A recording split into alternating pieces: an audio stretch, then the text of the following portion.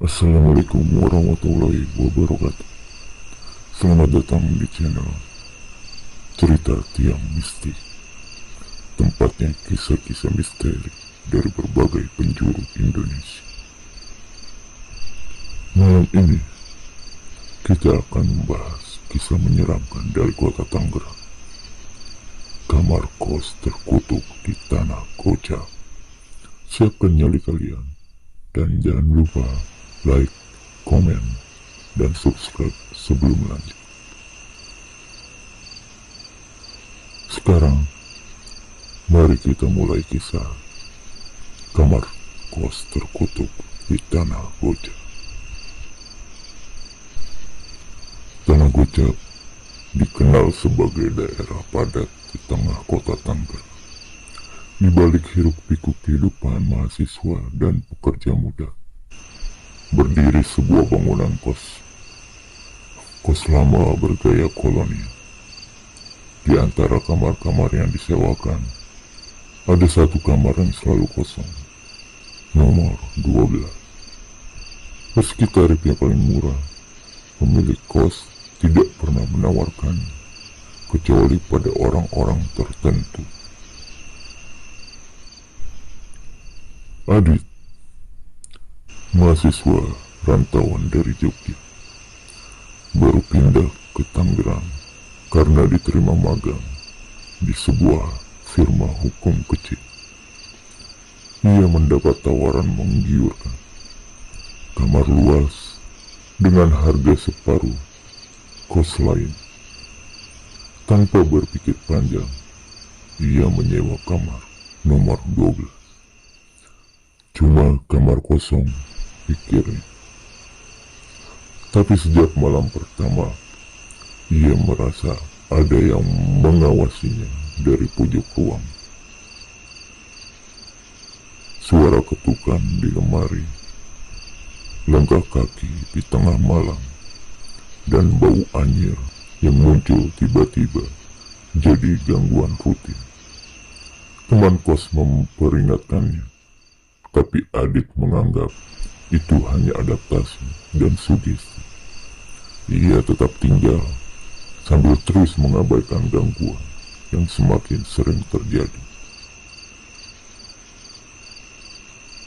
Malam ketiga, Adit terbangun dan melihat sosok perempuan duduk di sudut kamar, memandang lurus ke arahnya. Ia berkedip dan sosok itu menghilang. Sejak saat itu, Adit sadar kamar itu menyimpan sesuatu yang tak wajar.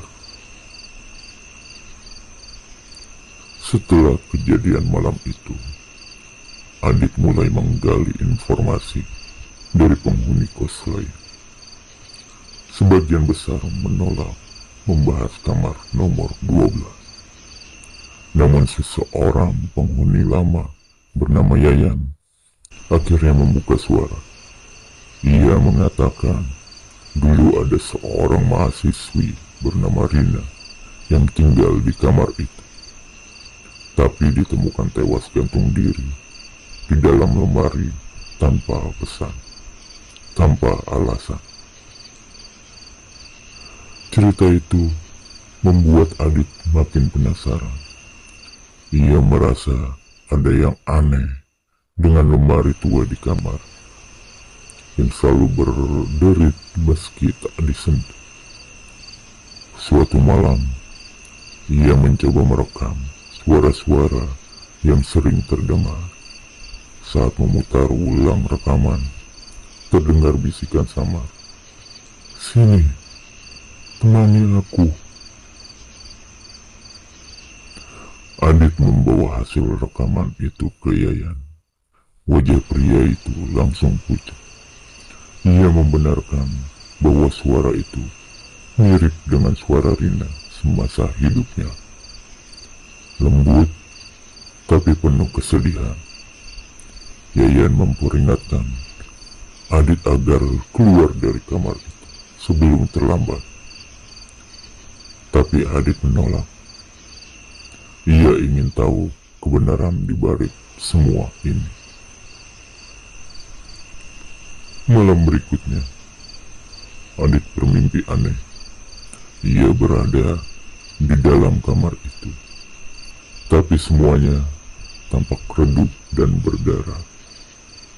Sosok Rina berjalan mendekat, menangis, lalu berbisik, "Dia tidak izinkan aku pergi."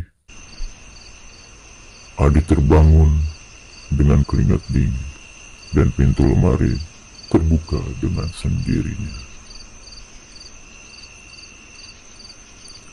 Penasaran dengan lemari tua itu, Adit memutuskan untuk membongkarnya. Ia mengangkat papan dasar lemari dan menemukan bekas kain putih berlumuran darah, serta sebuah buku harian yang lusuh dan berdebu. Di dalamnya tertulis curhatan seseorang perempuan yang merasa dikekang dan diawasi oleh seorang bernama Pak Kos. Buku itu mengungkap bahwa Rina merasa tidak aman selama tinggal di sana. Ia merasa Pak Kos terlalu sering muncul tanpa alasan. Bahkan kadang masuk kamar tanpa izin. Tulisan terakhir dalam buku harian itu hanya satu kalimat pendek. Dia bilang, "Aku harus miliknya selamanya."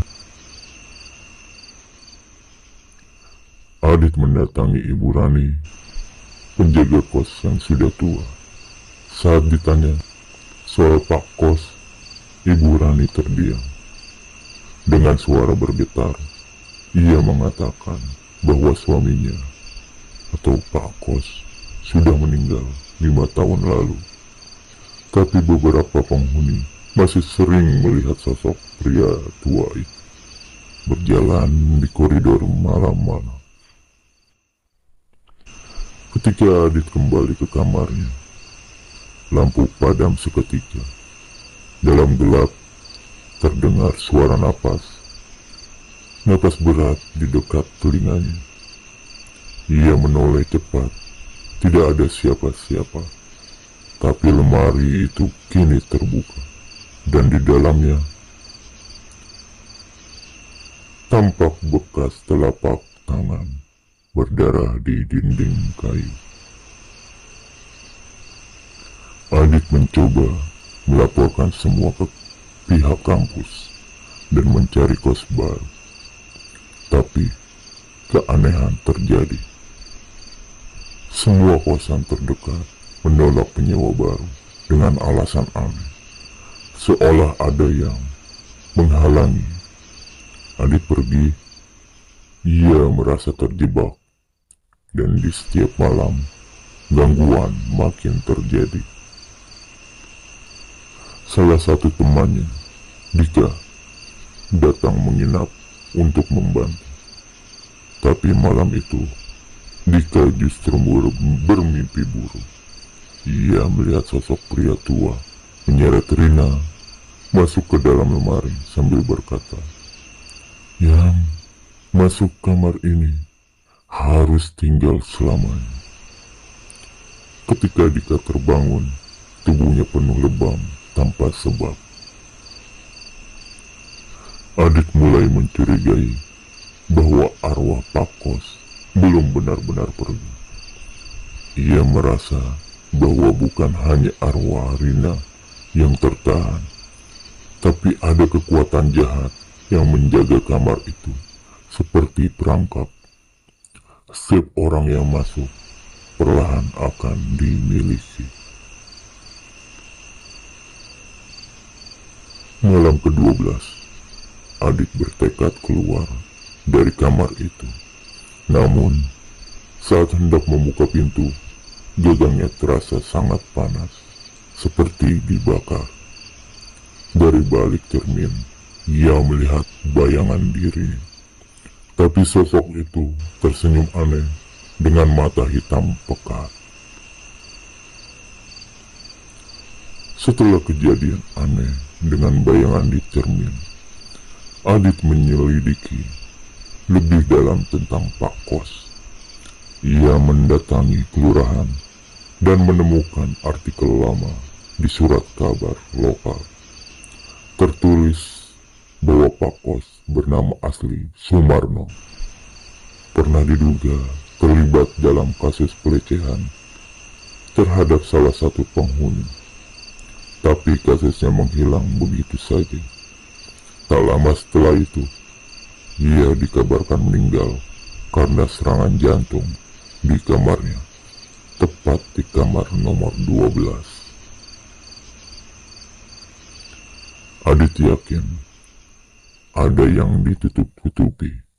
Ia menemui mantan pengurus kos bernama Pak Karjo yang kini tinggal di daerah Karawaci.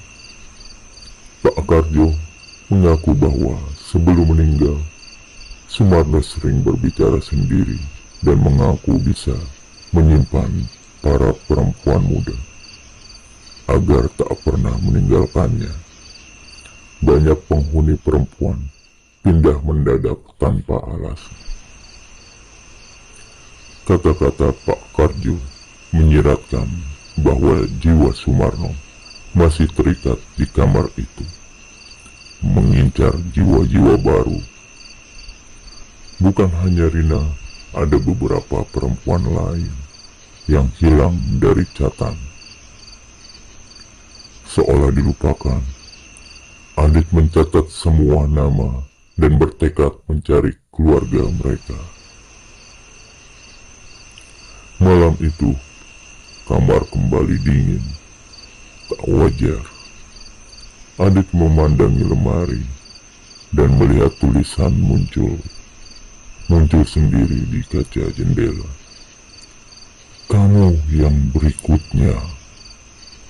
Saat itu juga lampu padam dan Adit mendengar bisikan pria tua di dekat telinganya menyebut namanya dengan suara pelan yang dingin dan mengerikan.